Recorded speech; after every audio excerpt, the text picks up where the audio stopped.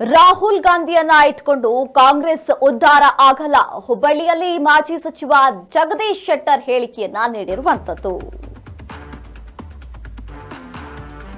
ರಾಹುಲ್ ಗಾಂಧಿ ಇಟ್ಟುಕೊಂಡು ಕಾಂಗ್ರೆಸ್ ಉದ್ಧಾರ ಆಗಲ್ಲ ಅಂತ ಹೇಳಿಕೆಯನ್ನ ನೀಡಿದ್ದಾರೆ. ಹುಬ್ಬಳ್ಳಿಯಲ್ಲಿ ಮಾಜಿ ಸಚಿವ ಜಗದೀಶ್ ಶೆಟ್ಟರ್ ಹೇಳಿಕೆಯನ್ನ ನೀಡಿರುವಂತದ್ದು. ಇವಿಎಂ ಬಿಟ್ಟು ಯಾವ ಒಂದು ಮುಂದುವರಿಕೆ ಆಗ್ತಾ ಇಲ್ಲ. ಕಾಂಗ್ರೆಸ್ ಜನರ ವಿಶ್ವಾಸ ಕಳೆದುಕೊಂಡಿದೆ. ಕಾಂಗ್ರೆಸ್ ಸಾಲಲು ರಾಹುಲ್ ಗಾಂಧಿ, ಕಾಂಗ್ರೆಸ್ ಏನ್ ಸೋಲ್ತಾ ಇದೆ ಅದಕ್ಕೆ ರಾಹುಲ್ ಗಾಂಧಿ ಕಾರಣ. ಇದನ್ನ ಮರೆಮಾಚಲು ಇವಿಎಂಗೆ ಸಾಧ್ಯ ಇಲ್ಲ. ಕರ್ನಾಟಕದಲ್ಲಿ ಇವಿಎಂ ಇದ್ರೂ ಹೇಗೆ ಕಾಂಗ್ರೆಸ್ ಸೋಲಲು ರಾಹುಲ್ ಗಾಂಧಿನೇ ಕಾರಣ. ಇದನ್ನ ಮರೆಮಾಚಲು ಇವಿಎಂ ಕಾರಣ ಅಂತ ಹೇಳ್ತಿದ್ದಾರೆ. ಕರ್ನಾಟಕದಲ್ಲಿ ಇವಿಎಂ ಇದ್ರೂ ಹೇಗೆ 136 ಸ್ಥಾನ ಗೆದ್ರು. ಮತದಾನ ಇದು ಮೂರ್ಖತನದ ಪರಮಾಧಿಕಾರ ಅಂತ ಹೇಳಲಾಗ್ತಾ ಇದೆ. ಕಾಂಗ್ರೆಸ್ ನಾಯಕರ ಅಜೆಂಡಾ ಹೈಕಮಾಂಡ್ ಮುಚ್ಚಿಸೋದು ಅಂತ ಹೇಳಲಾಗ್ತಾ ಇದೆ.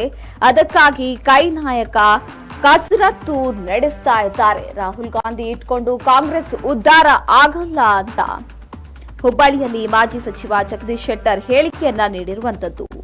ಇವಿಎಂ ಬಿಟ್ಟು ಬ್ಯಾಲೆಟ್ ಪೇಪರ್ ಬಳಿಕ ವಿಚಾರ ಕಾಂಗ್ರೆಸ್ ಜನರ ವಿಶ್ವಾಸ ಕಳೆದುಕೊಂಡ ಚುನಾವಣೆಯಲ್ಲಿ ಸೋಲ್ತಿದೆ. ಕಾಂಗ್ರೆಸ್ ಸೋಲಲು ರಾಹುಲ್ ಗಾಂಧಿನೇ ಕಾರಣ ಅಂತ ಜಗದೀಶ್ ಶೆಟ್ಟರ್ ಹೇಳಿಕೆಯನ್ನ ನೀಡಿರುವಂತದ್ದು. ಒಂದು ಕಾಂಗ್ರೆಸ್ಸಿನ ಸ್ಥಿತಿ ನೋಡಿದ್ರೆ ಬಹಳ ಶೋಚನೀಯ ಸ್ಥಿತಿ ಒಳಗದ. ಏನಾಗಿದೆ, ಅವರು ಜನರ ಒಂದು ವಿಶ್ವಾಸ ಕಳ್ಕೊಂಡು ಎಲ್ಲ ಚುನಾವಣೆಯಲ್ಲಿ ಸೋಲ್ತಾ ಇದ್ದಾರೆ. ಅವ್ರ ನಾಯಕತ್ವ ಇಲ್ಲ. ಬೇಸಿಕ್ ಆಗಿ ಕಾಂಗ್ರೆಸ್ಗೆ ನಾಯಕತ್ವ ಇಲ್ಲ. ಈ ರಾಹುಲ್ ಗಾಂಧಿ ಅವ್ರನ್ನ ಇಟ್ಕೊಂಡು ಹೋಗಿ ಕಾಂಗ್ರೆಸ್ ಉದ್ಧಾರ ಆಗೋದು ಅಂತ ಗುರ್ತಿದ್ರು, ಅದೇ ಗಾಂಧಿ ಫ್ಯಾಮಿಲಿ ಮೇಲೆ ಇವತ್ತು ಡಿಪೆಂಡ್ ಆಗಿ ಅದೇ ನಡೀತಾ ಇದೆ ಅವರು. ಹೀಗಾಗಿ ರಾಹುಲ್ ಗಾಂಧಿ ನಾಯಕತ್ವದಲ್ಲಿ ಸೋಲು ಪ್ರತಿ ಹಂತದಲ್ಲಿ ಸೋಲ್ತಾ ಇದ್ದಾರೆ. ಅದಕ್ಕೊಂದು ಕಾರಣ ಹುಡ್ತದೆ. ಅದಕ್ಕೆ ರಾಹುಲ್ ಗಾಂಧಿ ಕಾರಣ ಅಲ್ಲ, ಅದಕ್ಕೆ ಇಲೆಕ್ಟ್ರಾನಿಕ್ ಇದಕ್ಕೆ ಕಾರಣ ಅನ್ನುವಂಥ ಕಂಪ್ಯೂಟರ್ ಮುಖಾಂತರ ಏನು ವೋಟಿಂಗ್ ಇದೆ ಇಲ್ಲ, ಇವಿಸು ಇದೇ ಕಾರಣ ಅನ್ನುವಂಥ ರೀತಿಯಲ್ಲಿ ಅವ್ರು ಬಿಂಬನೆ ಮಾಡ್ಲಿಕ್ಕೆ ಹೊಟ್ಟಿದ್ದಾರೆ. ಈಗ ಅದು ಒಂದು ಕಡೆ. ಈಗ ಅಲ್ಲಿ ಬಿಹಾರ ಮತ್ತು ಬೇರೆ ಬೇರೆ ರಾಜ್ಯಗಳಲ್ಲಿ ಸ್ಟಾರ್ಟ್ ಮಾಡಿದ್ದಾರೆ. ಈ ಕೊಟ್ಟಿ ಮತದಾನ ಕೊಟ್ಟಿ ಇದನ್ನು ವೋಟರ್ ಲಿಸ್ಟ್ ಸೇರಿಸಿದ್ದಾರೆ ಅನ್ನುವಂಥದ್ದು ಅದು ಸ್ಟಾರ್ಟ್ ಆಗಿದೆ ಒಂದು ಕ್ಯಾಂಪೇನ್. ಅಂದರೆ ಅವರು ಸೋಲಿಕ್ಕೆ ಜನರು ವಿಶ್ವಾಸ ಕಳ್ಕೊಂಡಿದ್ದು ಸೋಲಿಕ್ಕೆ ಮೂಲ ಕಾರಣ ಅನ್ನುವಂಥದ್ದು ಅದನ್ನು ಬಿಂಬಿಸೋದು ಬೇರೆ ರೀತಿಯಿಂದ ಬಿಂಬಿಸ್ಲಿಕ್ಕೆ ಇದೆಲ್ಲ ಹೊರಟಿದ್ದಾರೆ. ಈಗ ಕರ್ನಾಟಕದಲ್ಲಿ ಇದೇ ಇವಿ ಯೂಸ್ ಮಾಡಿ 136 ಸೀಟ್ ಬಂದರು ಕಾಂಗ್ರೆಸ್ಸು. ಅದಕ್ಕೇನು ಹೇಳ್ತಾರೆ ನಂಗೆ ಅದು ಅರ್ಥ ಆಗೋಲ್ದು. ಎಲ್ಲಿ ಸೋಲು ಉಂಟಾರೆ ಹಂಗಾರೆ ಬೈ ಎಲೆಕ್ಷನ್ದಾಗ ಅವ್ರು ಗೆದ್ರಲ್ಲ, ಕೆಲವು ಕಡೆ ಎಲ್ಲ ಬೈ ಎಲೆಕ್ಷನ್ ಗೆದ್ದಾರಲ್ಲ ಅವರು.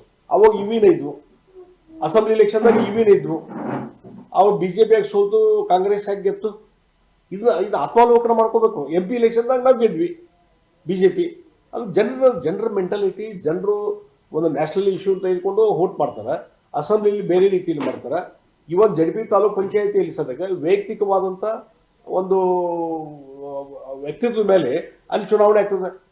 ಅಲ್ಲಿ ಪಾರ್ಟಿ ಎಲ್ಲ ಇದ್ದರೂ ಸದ್ಯಕ್ಕೆ ZP ತಾಲೂಕ್ ಪಂಚಾಯತ್ ನಾನು ನೋಡಿದ್ದೀನಿ, ವೈಯಕ್ತಿಕವಾದಂಥ ಜಿದ್ದಾಜಿದ್ದಿ ಮೇಲೆ ಅಲ್ಲಿ ಎಲೆಕ್ಷನ್ ನಡೀತಾವೆ. ಹೀಗಾಗಿ ಇದಕ್ಕೆ ಸೋಲಿಕ್ಕೆ ಇವಿನೇ ಕಾರಣ. ಅದ್ರ ಸಲುವಾಗಿ ನಾವು ಬ್ಯಾಲೆಟ್ ಮುಖಾಂತರ ಮತದಾನ ಮಾಡಲಿಕ್ಕೆ ಅವಕಾಶ ಕೊಡ್ತೀವಿ ಅನ್ನುವಂಥದ್ದು ಮೂರ್ಖತನದ ಪರಮಾವಧಿ. ಈ ರಾಜ್ಯ ಸರ್ಕಾರ ನಿರ್ಧಾರ ಕೈಗೊಂಡಿದ್ದಲ್ಲ, ಮೂರ್ಖತನದ ಪರಮಾವಧಿ. ಅಂದರೆ ಜನರ ತಾಳ್ಮೆಯನ್ನು ಪರೀಕ್ಷೆ ಮಾಡುವಂಥದ್ದು. ಆದಷ್ಟು ಬೇಗನೆ ವೋಟಿಂಗ್ ಮಾಡಿ ಒಂದು ಮನೆಗೆ ಹೋಗುವಂಥ ವ್ಯವಸ್ಥೆ ಬಂದದೀಗ. ಅದು ಬಿಟ್ಟು ಬ್ಯಾಲೆಟ್ ಮುಖಾಂತರ ಮಾಡೋದಾದರೆ ನಾಳೆ ಮತ್ತೆ ಬೇರೆ ಬೇರೆ ರೀತಿಯಂತ ಚಾಲು ಆಗ್ತದೆ. ಅದರಲ್ಲಿ ಅವ್ಯವಹಾರ ಸ್ಟಾರ್ಟ್ ಆಗ್ತದೆ. ಹಿಂದೆಲ್ಲ ಬ್ಯಾಲೆಟ್ ಬಾಕ್ಸ್ಗಳನ್ನು ಹೊತ್ಕೊಂಡು ಹೋಗ್ಯಾರ. ಆಮೇಲೆ ಎಷ್ಟೋ ಕಡೆ ಬಂದು ಗುಂಡಾಗಿರಿ ಮಾಡಿ ಆ ಎಲ್ಲ ಬ್ಯಾಲೆಟ್ ಪೇಪರ್ಗೆ ತಾವೇ ಒತ್ತುವಂಥದ್ದು, ವೋಟ್ ಮಾಡುವಂಥದ್ದನ್ನು ಮಾಡಿದಾರ. ಹಿಂದೆಲ್ಲ ಕಾಂಗ್ರೆಸ್ ಇಂದ ರೇಗಿಂಗ್ ಆಗ್ಯಾವಲ್ಲ. ಅದಕ್ಕೆ ಮತ್ತೆ ಅದಕ್ಕೆ ಪ್ರಲೋಭನೆ ಕೊಡುವಂಥ ಕೆಲಸ, ಪ್ರಚೋದನೆ ಕೊಡುವಂಥ ಕೆಲಸ ಇದು ನಡೀತಾ ಇದೆ. ಅಂದರೆ ಕಾಂಗ್ರೆಸ್ಸು ಈಗ ZP ತಾಲೂಕು ಬಹುಶಃ ಅವ್ರಿಗೆ ಅನಿಸಿದೆ, ZP ತಾಲೂಕು ಪಂಚಾಯತಿ ಎಲೆಕ್ಷನ್ ನಾವು ಗೆಲ್ಲಿಕ್ಕೆ ಸಾಧ್ಯ ಇಲ್ಲ, ಜನರ ವಿಶ್ವಾಸ ಕಳ್ಕೊಂಡಿದ್ದೇವೆ, ಎಲ್ಲಿ ಅಭಿವೃದ್ಧಿ ಚಟುವಟಿಕೆ ಇಲ್ಲ, ಕರಪ್ಷನ್ ಸಿಕ್ಕಾಪಟ್ಟೆ ಆಗಿದೆ, ಮತ್ತು ಜನರು ಯಾರು ಮಾತು ಕೇಳ್ತಾ ಇಲ್ಲ. ಕಾಂಗ್ರೆಸ್ ಶಾಸಕರಿಗೆ ಟೀಕೆ ಮಾಡ್ಲಿಕ್ಕೆ ಚಾಲು ಮಾಡಿದ್ದಾರೆ. ಮುಖ್ಯಮಂತ್ರಿ ಮುಂದೆ ಯಾರಾಗಬೇಕು ಅನ್ನೋ ಸಲ ಫೈಟಿಂಗ್ ಸ್ಟಾರ್ಟ್ ಆಗಿದೆ. ಈ ಎಲ್ಲ ಕಾರಣ ಸಲುವಾಗಿ ಅವ್ರಿಗೆ ಅನಿಸಿದೆ, ದೇ ಲಾಸ್ಟ್ ದ ಕಾನ್ಫಿಡೆನ್ಸ್. ಅವ್ರಿಗೆ ಅನಿಸೋದು ನಾವು ZP ತಾಲೂಕು ಪಂಚಾಯತಿ ಇಲೆಕ್ಷನ್ ಆದರೆ ನಾವು ಸೋಲ್ತೇವೆ ಅಂತ ಅನಿಸ್ಬಿಟ್ಟಿದೆ. ಅದಕ್ಕೆ ಹೆಂಗಾದ್ರೂ ಮಾಡಿ ಗೆಲ್ಬೇಕಲ್ಲ. ಗುಂಡಗಿರಿ ಮಾಡಿ ಮತ್ತೊಂದು ಮಾಡಿ ಈ ಬೆಲೆಟ್ ಇದನ್ನ ಉಪಯೋಗ ಮಾಡುವ ಮುಖಾಂತರ ಗೆಲ್ಲಬೇಕು ಅನ್ನುವಂಥ ಒಂದು ಹವಣಿಕೆ ಇದೆ. ಇದು ಕಂಪ್ಲೀಟ್ಲಿ ಮೂರ್ಖತನದ ಪರಮಾವಧಿ ಅಂತ ಹೇಳ್ತೀನಿ. ಮತ್ತೆ ಹಳೆ ಜಗತ್ತಿಗೆ ಹಳೆ ಸಮಾಜಕ್ಕೆ ಹೋಗುವಂಥದ್ದು ಇವೆಲ್ಲ ವಿಚಾರ ಇವೆಲ್ಲ ಈಗ ಸುಧಾರಣೆ ಜಗತ್ತು ಕಾಂಪಿಟೇಟಿವ್ ಆಗ್ತದೆ. ಜಗತ್ತು ಕಾಂಪಿಟೇಟಿವ್ ಆಗಿ ಸ್ಪರ್ಧಾತ್ಮಕವಾಗಿ ಇನ್ನೂ ಆಧುನಿಕವಾದಂಥ ಇನ್ನೂ ತಂತ್ರ ಏನು ಉಪಯೋಗ ಮಾಡಬೇಕು ಮತದಾನಕ್ಕೆ ಅದನ್ನು ವಿಚಾರ ಮಾಡೋದು ಬಿಟ್ಟು ಇವರು ಇಲ್ಲಿಯವ್ರಿಗೆ ಕೆಲವು ದೇಶದಲ್ಲಿ ಇದಾವೆ ಇಲ್ಲಿಯವರು ಮನೆಯಲ್ಲೇ ಕುಂತು ಮತದಾನ ಮಾಡುವಂಥದ್ದು ಪ್ರೊಸೆಸ್ ಚಾಲು ಆಗಿದೆ ಈಗ. ಅಂಥದನ್ನು ಅಡ್ವಾನ್ಸ್ ವಿಚಾರ ಮಾಡೋದು ಬಿಟ್ಟು ಹಳೆ ಪದ್ಧತಿಗೆ ಹೋಗ್ತೀವಿ ಅನ್ನೋದಲ್ಲ. ಇದು ಅವರ ಒಂದೇನದ ಅವರ ಸೋಲನ್ನ ಇದು ತೋರಿಸ್ತದೆ.